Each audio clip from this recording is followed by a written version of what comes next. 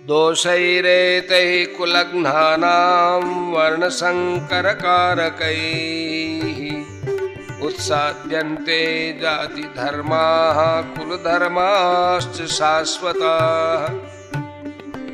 इन वर्ण संकर पैदा करने वाले दोषों से कुल घातियों के सदा से चलते आए कुल धर्म और जाति धर्म नष्ट हो जाते हैं।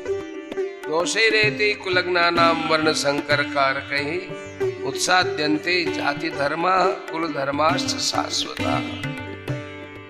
युद्ध में कुल का क्षय होने से कुल के साथ चलते आए कुल धर्मों का भी नाश हो जाता है। कुल धर्मों के नाश से कुल में अधर्म की वृद्धि हो जाती है। अधर्म की वृद्धि से स्त्रियां दूषित हो जाती हैं। स्त्रियों के दूषित होने पर वर्ण संकर पैदा हो जाते हैं। इस तरह इन वर्ण संकर पैदा करने वाले दोषों से कुल का नाश करने वालों के जाति धर्म वर्ण धर्म नष्ट हो जाते हैं। कुल धर्म और जाति धर्म क्या है?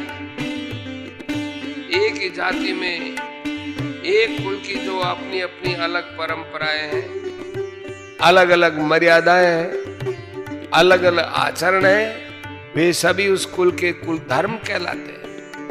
एक ही जाति के संपूर्ण कुलों के समुदाय को लेकर जो धर्म कहे जाते हैं वे सभी जाति धर्म अर्थात वर्ण धर्म कहलाते हैं, जो कि सामान्य धर्म है और शास्त्र विधि से नियत है। इन कुल धर्मों का और जाति धर्मों का आचरण न होने से ये धर्म नष्ट हो जाते हैं। उत्सन्न कुल धर्माणां मनुष्याणां जनार्दन नरके नीतं वासो भवतीत्यनुशुश्रुम। हे जनार्दन, जिनके कुल धर्म नष्ट हो जाते हैं उन मनुष्यों का बहुत काल तक नरकों में वास होता है, ऐसा हम सुनते आए हैं। व्याख्या। उत्सन्न कुल धर्माणां मनुष्याणां जनार्दन नरकी अनियतम वासो भवतीत्यनुशुश्रुम। भगवान ने मनुष्य को विवेक दिया है, नया कर्म करने का अधिकार दिया है। अतः यह कर्म करने में अथवा न करने में, अच्छा करने में अथवा मंदा करने में स्वतंत्र है। इसलिए उसको सदा विवेक विचार पूर्वक कर्तव्य कर्म करने चाहिए।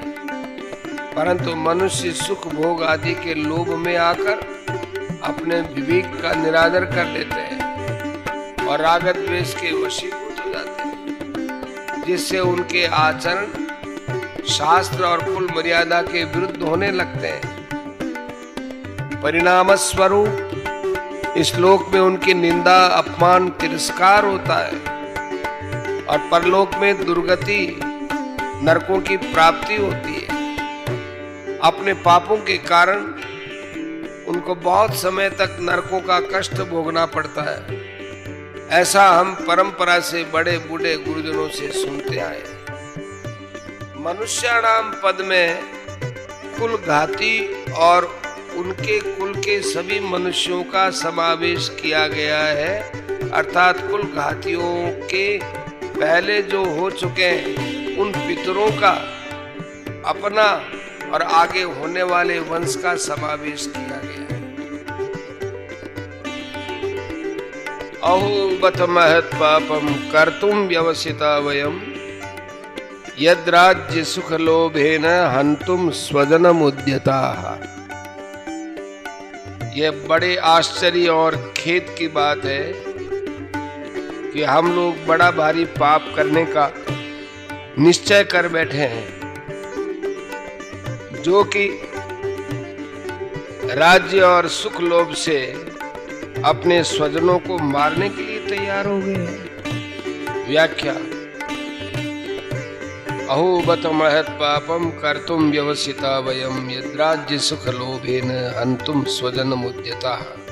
ये दुर्योधनादि दुष्ट, इनकी धर्म पर दृष्टि नहीं है। इन पर लोभ सवार हो गया है, इसलिए ये युद्ध के लिए तैयार हो जाए तो कोई आश्चर्य की बात नहीं है। परंतु हम लोग तो धर्म अधर्म को, कर्तव्य अकर्तव्य को, पुण्य पाप को जानने वाले हैं। ऐसे जानकार होते हुए भी अनजान मनुष्यों की तरह हम लोगों ने बड़ा भारी पाप करने का निश्चय कर लिया। इतना ही नहीं, युद्ध में अपने स्वजनों को मारने के लिए अस्त्र शस्त्र लेकर तैयार हो गए। ये हम लोगों के लिए बड़े भारी आश्चर्य की और खेद की बात है, अर्थात ये सर्वथा अनुचित बात। हमारी जो जानकारी है, हमने जो शास्त्रों में सुना है, गुरुजनों से शिक्षा पाई है, अपने जीवन को सुधारने का विचार किया है, उन सब का आदर करके आज हमने युद्ध रूपी पाप करने के लिए विचार कर लिया। ये बड़ा भारी पाप है, महत पाप है।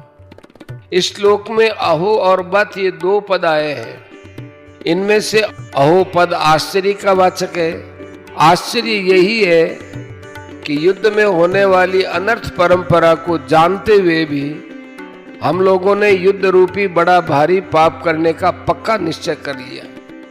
दूसरा बत पद खेद का, दुख का वाचक है। दुख यही है कि थोड़े दिन रहने वाले राज्य और सुख के लोभ में आकर हम अपने कुटुंबियों को मारने के लिए तैयार हो गए। पाप करने का निश्चय करने में और स्वजनों को मारने के लिए तैयार होने में केवल राज्य का और सुख का लोभ ही तो कारण है। तात्पर्य है, अगर युद्ध में हमारी विजय हो जाएगी तो हमें राज्य वैभव मिल जाएगा, हमारा आदर सत्कार होगा, हमारी महत्ता बढ़ जाएगी, पूरे राज्य पर हमारा ही प्रभाव रहेगा, सब जगह हमारा हुक्म चलेगा, हमारे पास धन होने से हम मन चाहे भोग सामग्री जुटा लेंगे, फिर खूब आराम करेंगे, सुख भोगेंगे।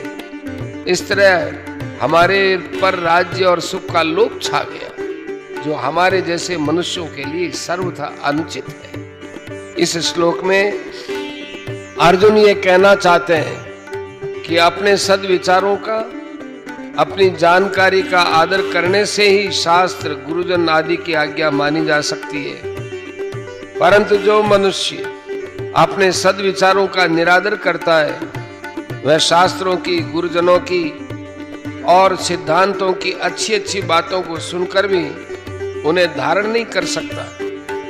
अपने सद्विचारों का बार बार निरादर, तिरस्कार करने से सद्विचारों की सृष्टि बंद हो जाती है। फिर मनुष्य को दुर्गुण दुराचारों से रोकने वाला ही कौन है? ऐसे ही हम भी अपनी जानकारी का आदर नहीं करेंगे तो फिर हमें अनर्थ परंपरा से कौन रोक सकता है? अर्थात कोई नहीं रोक सकता। यहाँ अर्जुन की दृष्टि युद्ध रूपी क्रिया की तरफ है। वे युद्ध रूपी क्रिया को दोषी मानकर उससे हटना चाहते हैं, परंतु वास्तव में दोष क्या है, इस तरफ अर्जुन की दृष्टि नहीं है। युद्ध में कौटुंबिक मोह, स्वार्थ भाव, कामना ही दोष है, पर इस पर दृष्टि न होने के कारण अर्जुन यहाँ आश्चर्य और खेद प्रकट कर रहे हैं कि वास्तव में किसी भी विचारशील धर्मात्मा, शूरवीर, क्षत्रिय के लिए उचित नहीं है। अर्जुन ने पहले 48वें श्लोक में दुर्योधनादि के युद्ध में प्रवृत्त होने में, कुलक्षय के दोष में और मित्रद्रोह के पाप में लोभ को कारण बताया, और यहाँ भी अपने को राज्य और सुख के लोभ के कारण महान पाप करने को उद्यत बता रहे हैं। इससे सिद्ध होता है कि अर्जुन पाप के होने में लोभ को हेतु मानते हैं। फिर भी आगे 3 अध्याय के 36वें श्लोक में अर्जुन ने मनुष्य न चाहता हुआ भी पाप का आचरण क्यों कर बैठता है, ऐसा प्रश्न क्यों किया? इसका समाधान यह है कि यहाँ तो कौटुंबिक मोह के कारण अर्जुन युद्ध से निवृत्त होने को धर्म और युद्ध में प्रवृत्त होने को अधर्म मान रहे हैं। अर्थात उनकी शरीर आदि को लेकर केवल लौकिक दृष्टि है, इसलिए वे युद्ध में स्वजनों को मारने में लोभ को हेतु मान रहे हैं। परंतु आगे गीता का उपदेश सुनते सुनते उनमें अपने श्रेय माने कल्याण की इच्छा जागृत हो गई। गीता 3 अध्याय का 2 श्लोक। इसलिए वे कर्तव्य को छोड़कर न करने योग्य काम में प्रवृत्त होने में कौन कारण है, ऐसा पूछते हैं। अर्थात वहां 3 के 36वें में अर्जुन कर्तव्य की दृष्टि से, साधक की दृष्टि से पूछते हैं। लाइक करें, सब्सक्राइब करें, साथ ही बेल आइकन को दबाएं।